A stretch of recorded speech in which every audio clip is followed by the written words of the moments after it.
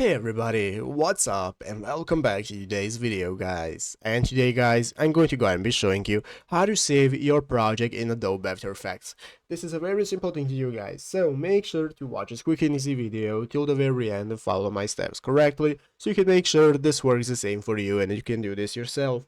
But yeah guys, let's get straight into it. So the first thing you want to do is go ahead and open up the official Adobe After Effects program right here on your PC if you haven't already, and after opening it up, you'll be greeted by this main page right here, which is the home page of Adobe After Effects. You'll be greeted by this menu right here where you can get started creating your composition. So go ahead and fill out all the composition info that you need, such as quality and so on. Then after that, click OK, and then we can get started.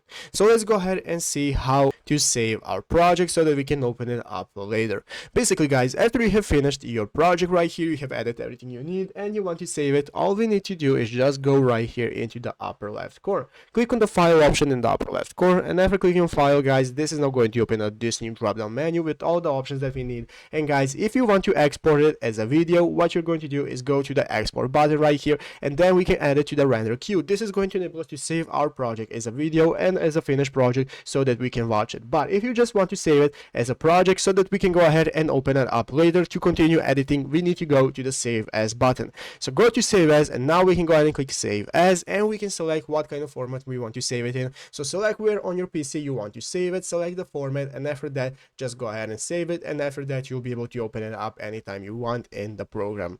But yeah guys, basically that is how to do it. So I hope this video was helpful. If it was, make sure to leave a like, subscribe to the channel. See you guys, thanks for watching, take care, and bye.